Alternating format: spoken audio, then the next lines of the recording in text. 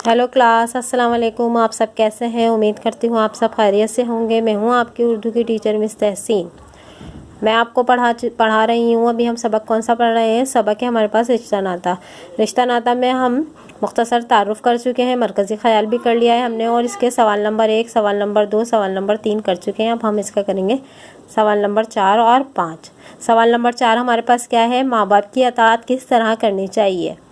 माँ बाप की अताअत की सूरत यह है कि उनकी खिदमत में हाजिर रहें, इनकी मर्ज़ी और खुशनुदी जस्तजू रखें, जिस तरह इनका जी चाहता है वही काम अमल में लाया जाए।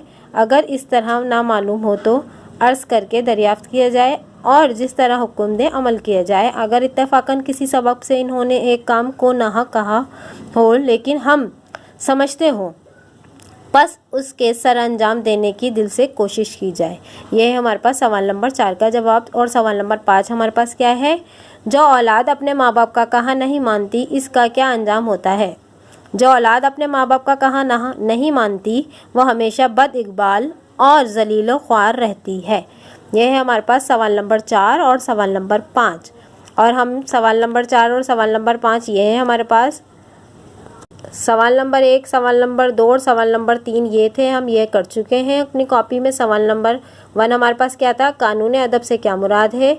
सवाल नंबर 2, दुनिया की बहबूद के लिए कौन कौन सी चीज़ें ज़रूरी हैं। सवाल नंबर 3, अगर बुज़ुर्ग तुमसे खुश होंगे तो क्या होगा। ये सवाल हमने किए थे कल। अब हम करेंगे ये वाले सवाल। सवाल नंबर 4, माँ बाप की अताअत किस तरह करनी चाहिए। और सवाल नंबर 5, जो औलाद अपने माँ बाप का कहा नहीं मानती, उसका क्या अंजाम होता है।